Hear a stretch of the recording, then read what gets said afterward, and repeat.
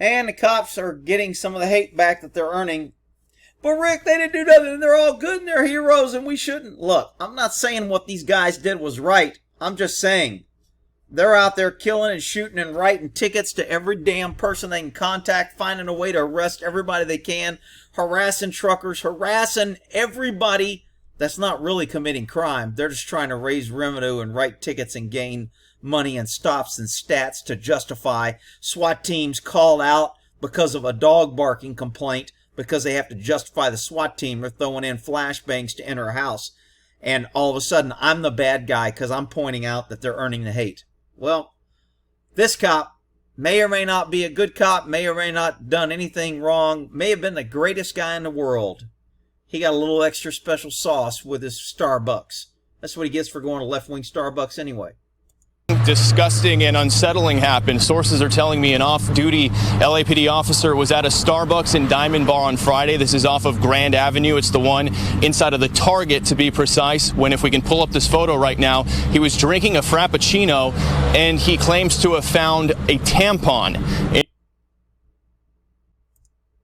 inside of that Frappuccino. To make matters even worse, sources tell me that officer inside of that Frappuccino. To make matters even worse, sources tell me that officer did drink from that cup before eventually finding it. The LA County Sheriff's Department Walnut Station, they are now investigating this. They confirmed tonight that they did take a police report over this. And I'm also told that once that officer made the discovery, he understandably became angry, went back inside and confronted the staff, and at some point handed the cup back to them. Now, the problem's on it, so the Sheriff's Department tells me Now, the problem with that is the cup has the evidence on it. Understandably became angry, went back inside and confronted the state, handed the cup back to them. Now, yeah, that's pretty intelligent officer.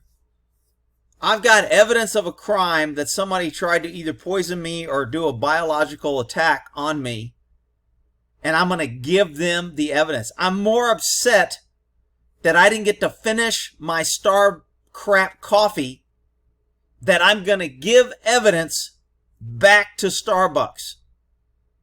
And then I'm going to complain. This one could be iffy. I mean, this cop could just be regular old stupid. I mean, he worked for, who was it?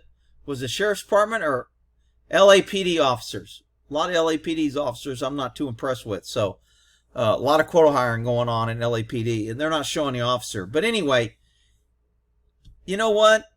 Here's a little tip to all you officers who out there freaking writing tickets and harassing people trying to arrest somebody for freaking resisting arrest when they don't even need to be arrested. But anyway, if you get evidence of a crime, you need to, once you have that evidence in your possession, you need to hang on to that.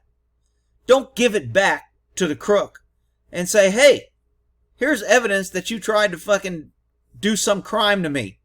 Okay, we call that a clue that either you're a freaking idiot as a police officer and you probably shouldn't be carrying a loaded gun, or you're just flat out incompetent and maybe it didn't happen, or maybe you're making it up. I mean, it's just freaking crazy. You give the evidence back to Starbucks. Problem with that is the cup has the evidence on it, so the Sheriff's Department tells me detectives are now in the process of reviewing surveillance video. But as you can imagine, the LA Police Union, they are not happy to hear about this. I talked to them about this earlier in the evening. They heard about it, and they sent me this statement, which says in part, quote, "This disgusting assault on a police officer was carried out by someone with hatred in their heart who lacks human decency. We hope they are publicly exposed, fired, arrested, and prosecuted for their cowardly and repugnant actions." Oh, the LA Police Department sings that. How about every citizen that you guys have shot, arrested, tased, planted evidence, harassed people on their way to work, harassed truckers out there trying to make a living? How about your repugnant and cowardly actions? When are you held accountable? Isn't that a nice little thing? Los Angeles Police Protective League. Ooh, that must be the thin blue line I keep hearing about. Their officer protection program. Ooh, man, just gives me warm and fuzzy. I want to go polish my badge. He was off duty, not too damn smart. Turned back in. Maybe, did he do this or someone else? Breaking news. Maybe this is this Fox dude that did this. Take it seriously. Yeah. Great. Yeah. All right. LAPD released the incident report. Oh, I didn't see the incident report. See if I can read this sucker. Okay, so let's see what we can see here. 20. Sequential 03944. Not sure. Reporting district 29. That's all. Stat code 339. Stat. We got to keep a stat code so we can get credit. Poisoning food or drink 347A1 of the penal code. It's a felony. Let's see. 6/19/20, 14:30 hours Friday. Grand Ave. Target. Starbucks inside Target is where it happened. The victim, that would be the officers, got all his information blacked out. Suspect, S is suspect, unknown. What do we got here? Date and time, SB, maybe that's Sergeant approved. And that wasn't much of a report. Oh, here we go. Here it goes. I responded to the Walnut Sheriff Station lobby regarding a See the Man call. What the hell are we, Adam 12 and shit? See the Man, 1 Adam 12, 1 Adam 12, See the Man, tag number 142. What the hell? I contacted victim, the officer's name, who told me to follow him. On 6/13, he entered Starbucks coffee inside Target Grand Avenue. Stated he ordered 2 drinks from Target Starbucks employee. Described the employee as a female white adult, 5'7", 140. Later referred to as suspect. Victim could not remember her name. Well, just because she waited on him don't mean she made his coffee, but maybe she's suspect. After completion of the order, he stated he removed his credit card from the back of his phone.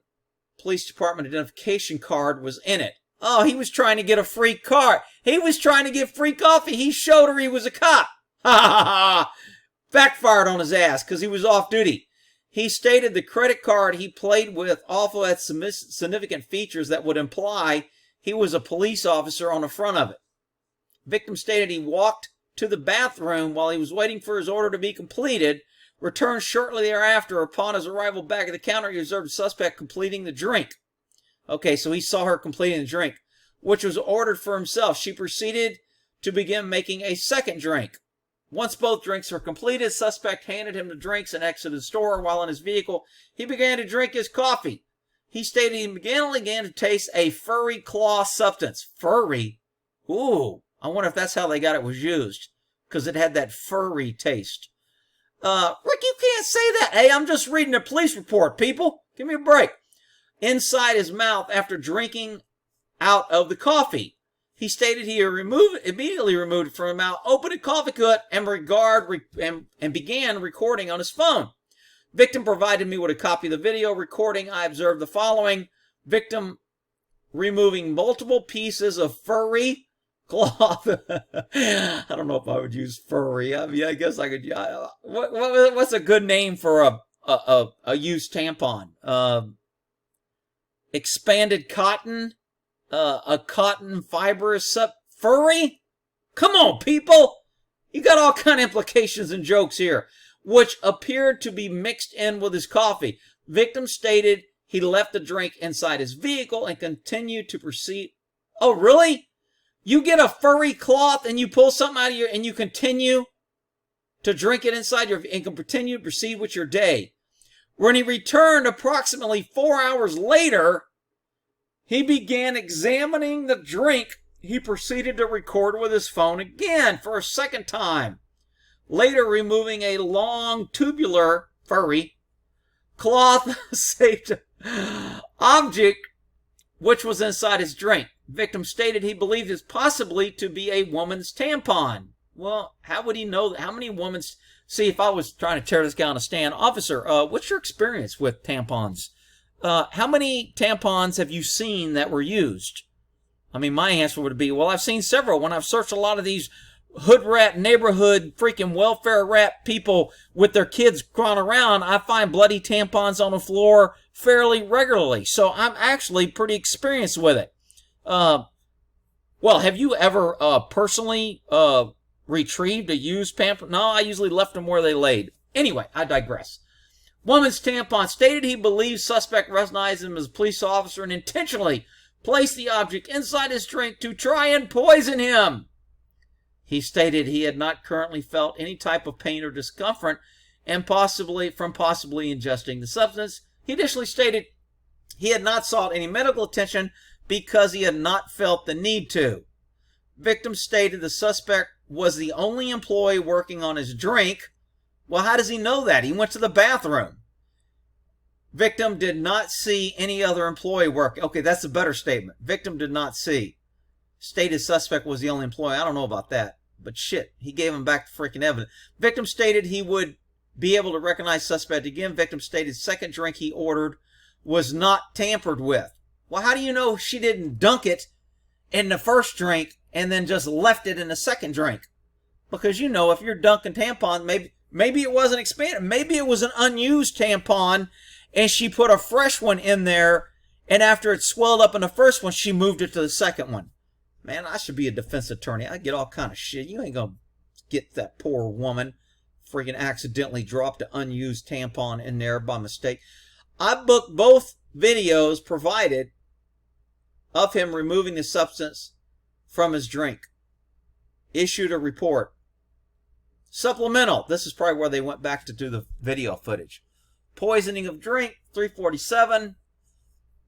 I guess they still use supplemental. I asked a couple new cops, do you have to cut a sup?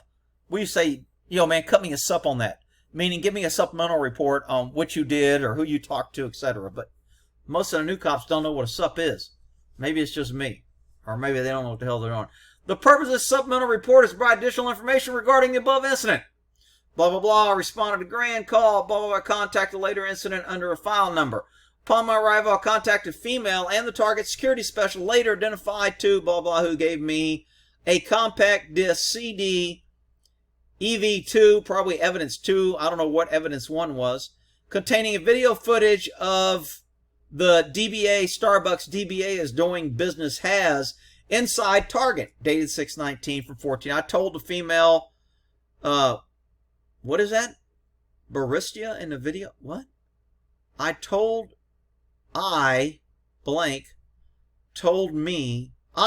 is I? Is that the investigator? Target security, later referred to as I. Okay, so the specialist told me that the female barista? The hell is that? I know everybody's going to call me an idiot because I don't know what the hell. In the video was named, maybe that's the bar assistant or barista. I don't know what the hell that shit is. She said was the Starbucks team leader. She said blank works day shift. She said they do not work together often. She had limited information about her. I booked the compact disc into evidence as EV2 at the Walnut Sheriff Station. I was not involved in this report, so I asked Deputy so-and-so, who was in the video later that night. Deputy told me the victim in the video footage was the male wearing the pink polo shirt and what? Wait a minute. Deputy so-and-so told me the victim on the video was the male wearing the pink polo. What the? You got a pink polo off-duty cop buying a freaking Starbucks and he cries because he gets a tampon? What the hell? Pink polo and light-colored shorts who appeared at around 14:33. Victim was seen ordering his drink around 14:33. He left the location, the restroom, blah, blah. The female left the location to an unknown location. Oh, so they got her leaving to go get the tampon. The female came back to the work location, picked up his drink, and left the location. During the 6-minute interaction between the female and victim, the female was seen making several drinks. Due to the angle of the camera and the quality of the video, I was unable to determine if the drink was tampered with. This concludes my involvement regarding the incident, which means I get to close the case and I don't have to run around and worry about the pink polo freaking off-duty detective that's crying because he got a furry extra special in his drink. What the hell? All right, I don't know. If they close it and they can't determine, it's pretty much over. And the guy gave him back the freaking evidence like a dummy, so you don't have it. But Anyway, I guess we'll end that there on the furry thing in the pink polo drink. Y'all keep drinking at Starbucks now. Y'all come back now. You hear? We'll end that there.